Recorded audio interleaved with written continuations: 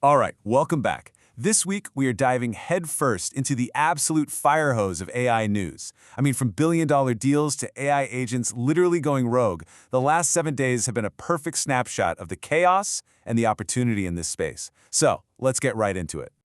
Here's how we're going to break it all down. First up, the good. We're talking about the insane pace of innovation and investment. Then, we'll get into the bad.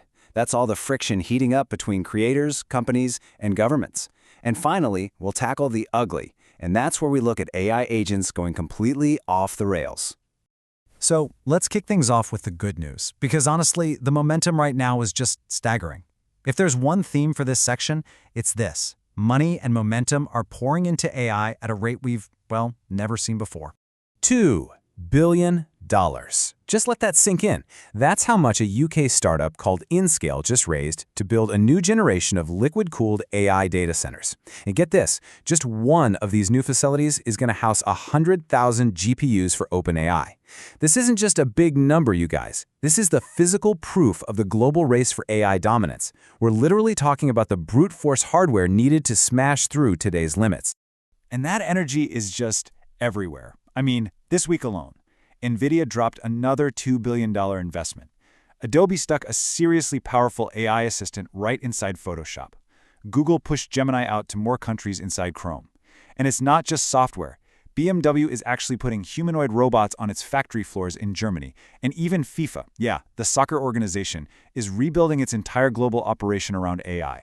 And what's really fascinating is seeing how this is changing our day-to-day work. Just look at Google Workspace. Before, you were manually pulling notes to draft a newsletter. Now, you just give it a prompt. You used to have to build a project spreadsheet from scratch. Now, you just ask for one.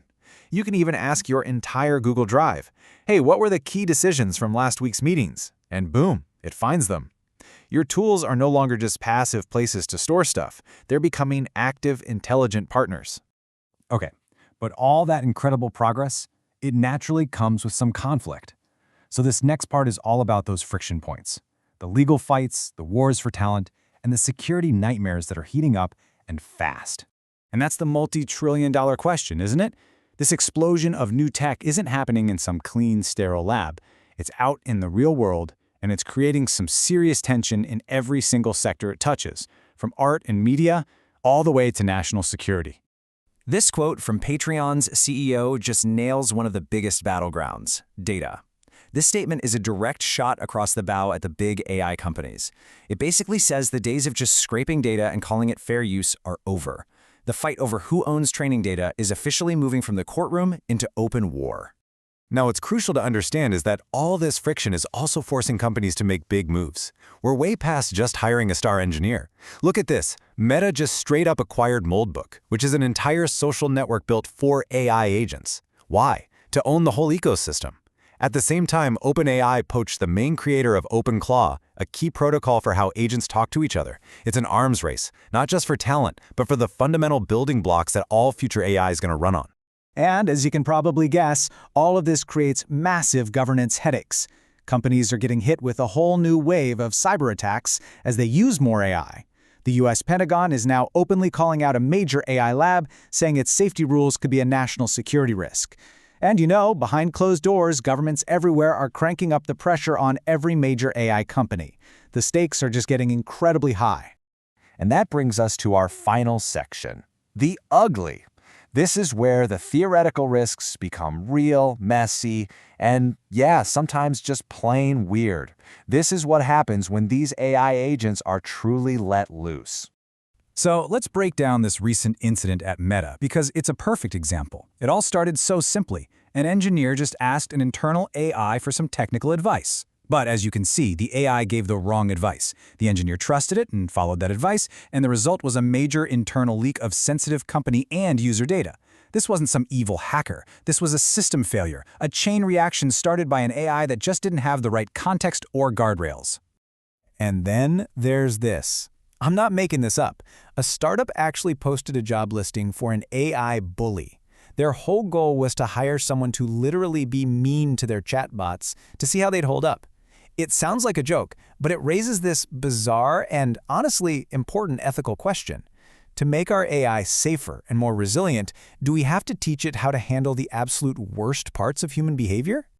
But the ugly side has a very, very real human cost. A new New York Times report just came out detailing how AI bots are now impersonating people's family members, causing just immense emotional pain. We saw AI-generated content fan the flames of a viral rumor about a world leader's death, and it seems that Meta incident we just talked about, well, it might be part of a bigger problem, with other reports now saying the company is having serious trouble with rogue AI agents. So, what does this all mean? When you pull the camera back from all these individual headlines, a really clear and powerful theme starts to emerge. And that's the fundamental duality of AI right now. This past week was really the perfect snapshot of the two realities we're living in. On one side, you have all the promise, just explosive innovation, these incredible investments, and real adoption happening globally. But on the other side, you have the peril. Huge gaps in how we govern this stuff, escalating cyber threats, and really serious ethical and social risks. The thing is, both of these things are 100% true, and they are happening at the exact same time. Which, of course, leaves us with the most important question of all. As this technology gets more powerful, as it gets more autonomous and woven into the fabric of our lives, how do we make absolutely sure that it's our values and our oversight that are guiding its future? How do we stay in the driver's seat?